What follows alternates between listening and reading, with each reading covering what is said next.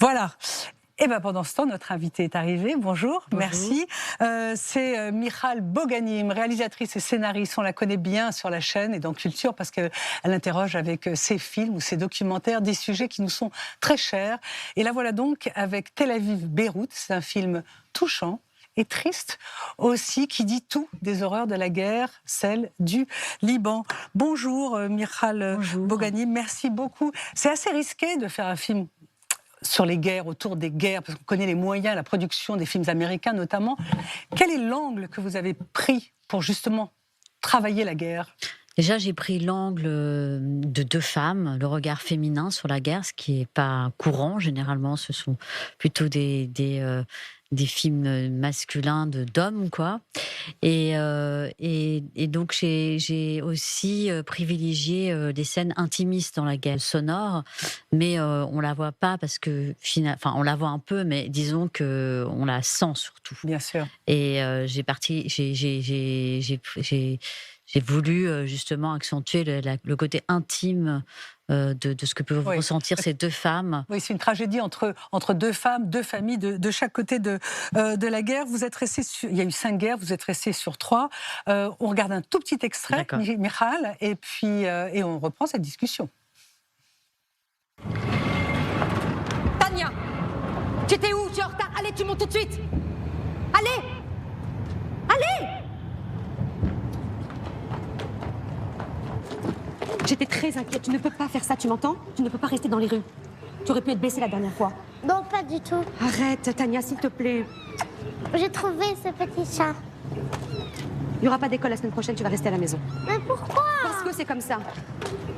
Alors, on l'a vu, là, c'est la partie libanaise Oui. chrétienne. Ils sont chrétiens, Oui. c'est une famille chrétienne, c'est une femme, ses enfants et son mari. Donc, c'est une histoire de deux familles de chaque côté de la frontière. Et vous abordez aussi un sujet important, c'est les collaborateurs libanais, en l'occurrence chrétiens, qui ont travaillé Avec pour les Israël. Oui, tout à fait. C'est un sujet qui n'est pas très connu. D'abord, ce que je précise à dire, c'est que c'est un film qui est donc filmé des deux côtés de la frontière, comme vous l'avez dit. Donc, c'est la première fois, on va dire, qu'il y a deux cinémas comme ça qui se rencontrent. C'était aussi mon objectif de faire à la fois donc un côté libanais et un côté israélien, et de faire dialoguer deux cinématographies et deux pays qui ne dialoguent pas, en fait.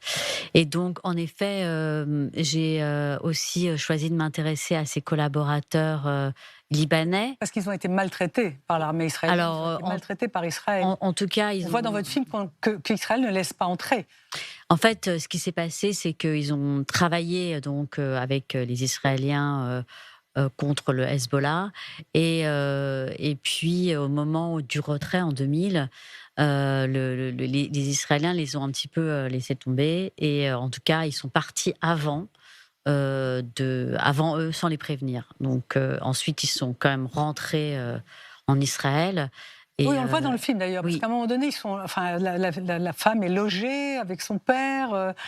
Bon, c'est pas très riche, mais enfin, il y a beaucoup de gens qui sont logés de la même façon en Israël, donc Ils sont à la frontière, en fait, du Liban, ce qui est compliqué pour eux parce qu'ils peuvent plus retourner au Liban, parce qu'ils sont considérés comme traîtres, en fait, au Liban, et ils sont logés juste à la frontière. Donc il y a des scènes comme ça où on voit des familles qui sont de deux côtés de la frontière et qui se parlent, enfin notamment une des actrices principales.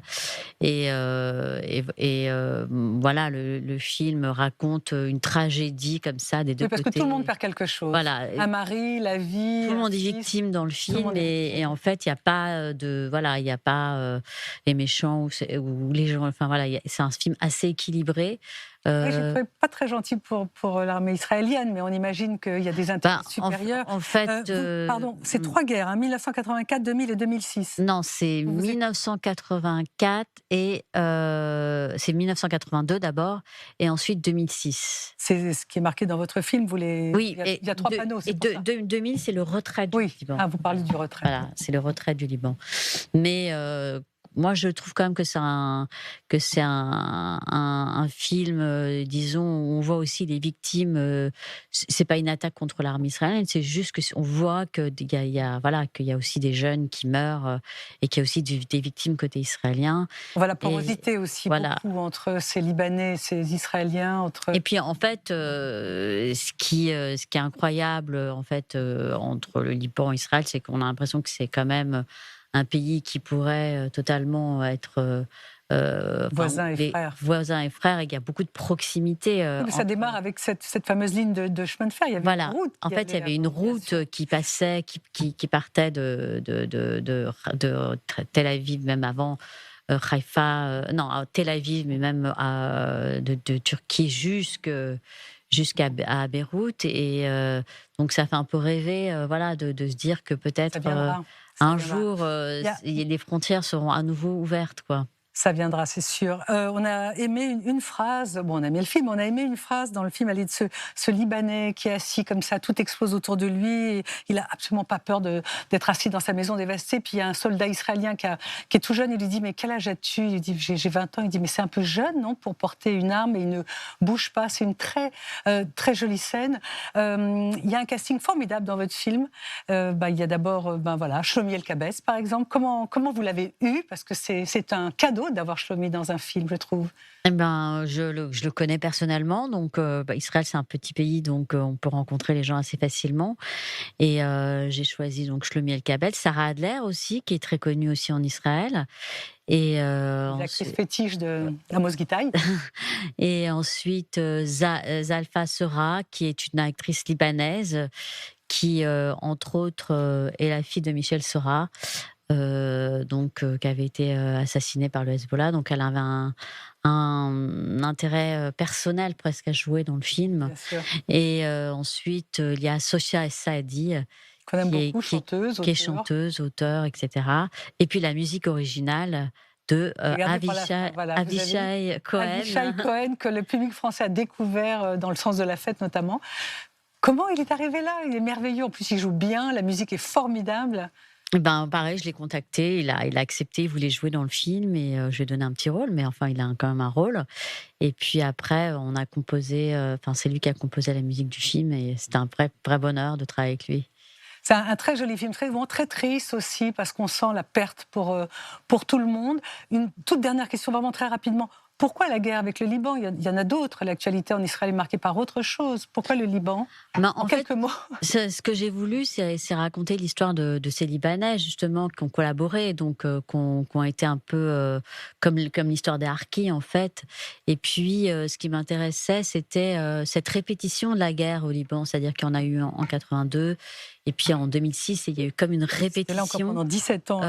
Voilà, il y a eu comme une répétition de cette guerre, et c'est pas fini encore. Et cette frontière, elle est fermée, totalement, quoi. Et on sent bien que ça a été. Le film elle est très fermée. On peut pas aller au Liban, voilà, on peut pas venir. Et ce film raconte aussi quelque chose de transgénérationnel, c'est-à-dire que ça part de plusieurs générations de gens. Il faut aller le voir, voilà. Et ça sort le 1er février. Oui. Merci, en salle. Voilà.